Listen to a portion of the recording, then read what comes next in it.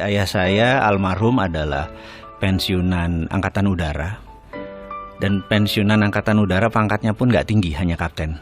Jadi bisa dibayangkan, saya lahir di Mospati, di Madiun, asli Malang. Rumah kami yang termewah itu adalah gorden. Karena kami tidak punya perabotan, jadi gordennya dimahalin supaya dilihat orang bagus. Di dalamnya kursi pun nggak punya gitu ya. Nah, masa-masa lagi disebut susah, sebenarnya kalau dirasakan ya nggak juga gitu ya. Karena hampir tiap hari ketawa juga tuh gitu ya. Makan apa adanya juga kita seru-seru aja. Jadi sebenarnya kata susah itu sebenarnya nggak ada gitu ya. Dan jalan seperti biasa. Tapi ada moral lesson atau pelajaran yang saya dapat dari almarhum ayah saya adalah terpaksa nyambi kan. Jadi selesai kerja jam 2 itu nyambi, pakai truk tentara itu ke Cepu nganter tembakau.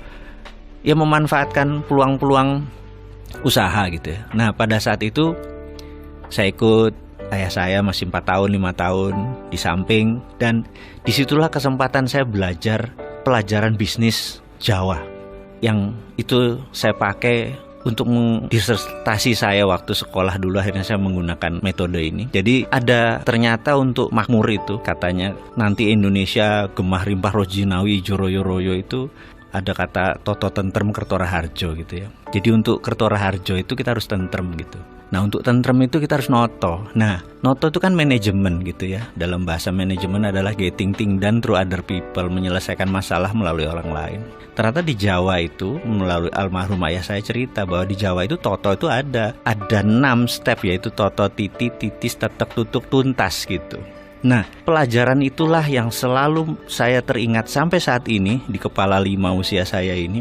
Manajemen Jawa yang menurut saya luar biasa itulah akhirnya menjadi platform saya berbisnis. Dan dari dulu memang akhirnya saya pegawai itu hanya batu lompatan saja gitu. Nah singkat cerita, sebagai orang kampung, cita-cita saya adalah sekolah ke Amerika. Dan ini mission impossible. Karena saya pindah ikut orang tua saya ke Palembang, 5 tahun tinggal di sana, kemudian balik papan hampir 7 tahun. Bisa dibayangin saya kelas 2 SD, saya menggunting rumahnya Donald Trump itu, White House. Dan selalu saya bilang sama diri saya mau sekolah di sini. Suatu hari kalau zaman dulu kan kita main kelereng tuh, ngambil kelereng dari kantong, kelerengnya jatuh, gambar itu juga jatuh. Teman-teman lihat di Palembang, ngomong begini, apa nih? Aku bilang, aku nak sekolah di sana. Mak mano? Wong dusun gitu. Nggak mungkin. Saya bilang, enggak. Saya mau sekolah di sana itu. Walaupun kita diketawain, digarger-garger. Kelas 5 SD, pindah Balikpapan sampai SMA. Sama. Ini gila lu katanya gitu dan lain sebagainya. Kelas 2 pindah Jakarta. Setiap hari dari Blok M ke Halim itu selalu lewat Tekdikbud. Suatu hari ada pajangan besar sekolah ke luar negeri. Dan saya berkata, kesempatan. Saya mendaftar. Pengumuman saya ingat banget karena nilai ijazah saya 6, paling tinggi 8 agama. 1, nggak mungkin lah gitu. Tapi saya pede dalam hati bahwa saya sekolah ke luar negeri. Pengumuman keluar, nggak ada nama kita. Karena saya emang dari pertama mau ke Amerika. Sementara zamannya Pak Habibie itu, tahun 84, 85, 86 itu kan disekolahkannya ke Belanda atau ke Jerman gitu ya. Saya ngotot. Terus seminggu kemudian dapat surat harus ke Dekdikbud.